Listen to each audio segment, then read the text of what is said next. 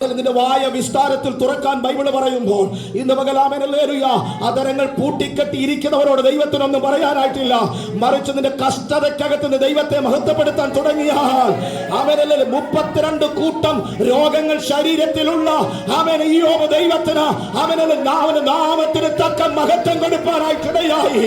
അവനല്ലേ ആര് കഷ്ടം നീ കണ്ടു, അവൻ ഏഴാമത്തതിലോ തിന്മ നിന്നെ തൊടുകയെന്ന അവൻ ദൈവത്തിന്റെ വചനം പറയുന്നത്. നീ കണ്ടത് ശരിയാ, പക്ഷെ ഏഴാമത്തെ കഷ്ടം നിന്നെ തൊടാൻ ദൈവം അനുവദിക്കത്തില്ല. യേശുവിന്റെ നാമത്തിൽ ഇന്നലെ ഞങ്ങൾ ആത്മാവിൽ ജയം പ്രഖ്യാപിക്കുകയാണ്.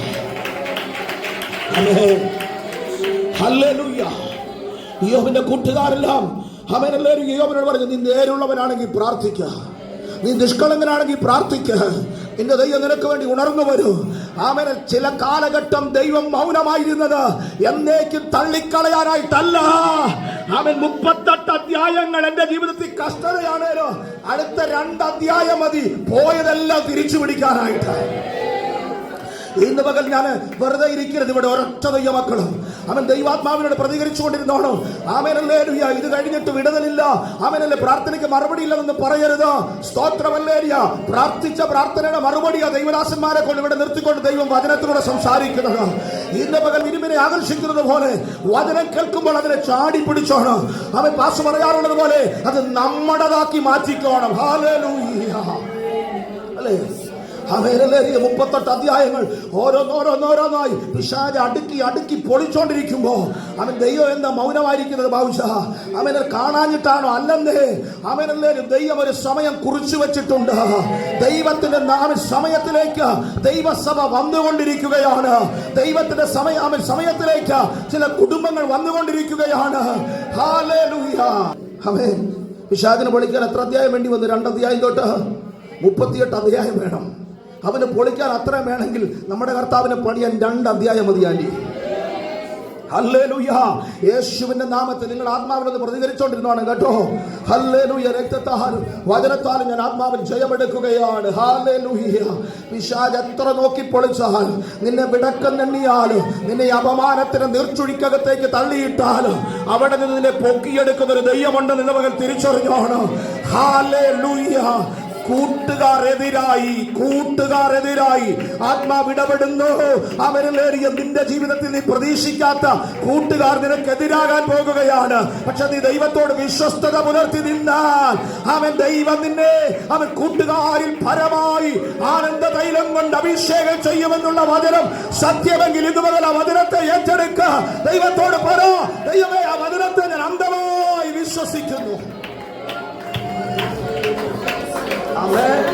കൂട്ടുകാരെതിരാകും.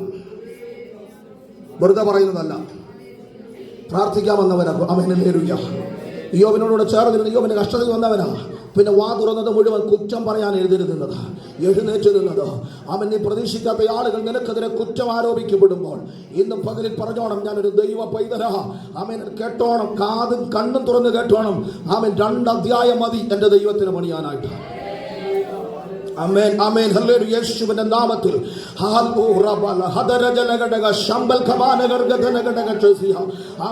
കൂട്ടുകാരെല്ലാം എതിരാകും. ദൈവവൈതലാണെങ്കിൽ അവൻ ദൈവത്തിന് വേണ്ടി നിൽക്കുന്നവന്റെ ജീവിതത്തിന്മേൽ ദൈവം പണിയപ്പെടുവാനായിട്ടിടയായി. സ്തോത്രം. ഹല്ലേലൂയ. ആമേൻ. ആ ദേശം മുഴുവൻ പറഞ്ഞു ഇയ്യോബ് ദൈവഭക്തനാണെന്നുള്ളത്. കേട്ടോണം. ഹല്ലേലൂയ. സകല ആളുകളും കള്ളത്തരങ്ങളും കപടതകളും കാപട്യങ്ങളും ചെയ്യുമ്പോൾ ദൈവത്തിന് വേണ്ടി എന്റെ കൂടെ നിന്ന് കൂട്ടുകാരെന്താവും? കൂട്ടുകാരെതിരാകും. കേട്ടോ. ആമേൻ, ആമേൻ. ഇപ്പോ വലിയ പ്രതിസന്ധികൾ നിറഞ്ഞ ഏതോ ദേശത്ത് എല്ലാവരും കള്ളത്തരം ചെയ്യുമ്പം അവനല്ലേ ഞായറാഴ്ചയല്ലേ ഉപദേശം കാണത്തില്ലല്ലോ, വിശ്വാസികൾ ആരും ഇല്ലല്ലോ. ബാക്കി ദിവസങ്ങളൊക്കെ ഞാനും കള്ളത്തരം ചെയ്ത് വെച്ച് ഞായറാഴ്ച പോയി ആരാധിക്കാതെ പറഞ്ഞു കഴിഞ്ഞാൽ ദൈവം വിടത്തില്ല. ഹലോ, നമുക്ക് ഉപദേശം ഇഷ്ടമല്ലല്ലോ, പക്ഷെ ഞങ്ങൾ ഉപദേശമാരായതുകൊണ്ട് ഉപദേശം പറഞ്ഞേ പറ്റത്തുള്ളൂ. സ്തോത്രം, സ്തോത്രം, സ്തോത്രം, സ്തോത്രം. യേശുവിന്റെ നാമത്തിൽ ജയമെടുക്കുകയാണ്. ആമേൻ, ഹല്ലേലൂയ. ആമേൻ. അത്ര ആളുകൾ, ഒരു കൂട്ടം ആളുകൾ, ആമേൻ, ഒരു ദേശം മുഴുവനും ദൈവത്തിന് ഹിതമല്ലാത്തത് ചെയ്യുമ്പോൾ, ആമേൻ, ഹല്ലേലൂയ. ഞാൻ പലപ്പോഴും പ്രസംഗിച്ചിട്ടുണ്ട്. ആമേൻ. ഒരു ഊണിന് ജ്യേഷ്ഠാവകാശം വിറ്റുകളഞ്ഞ യേശാവിനെ പോലെ അഭക്തി നിറഞ്ഞു നിൽക്കുന്ന ആളുകൾ വസിക്കുന്നിടത്ത ദൈവത്തിന്റെ ഭക്തനായ മനുഷ്യൻ വേർതിരിഞ്ഞു നിൽക്കുന്നത്. നിങ്ങൾ പാർക്കുന്നത് എവിടെയാണെന്നുള്ള ദൈവത്തിന് വിഷയമല്ല. അത് എങ്ങനെയുള്ള ദേശമാണെങ്കിൽ അവിടെ ദൈവത്തിന് വേണ്ടി നിന്നാൽ ഒരു കാര്യം ഞാൻ ഉറപ്പോടെ പറയാം, അതിന്റെ നടുവിൽ നിന്നെയും നിന്റെ തലമുറയും ദൈവം മാനിച്ചിരിക്കും.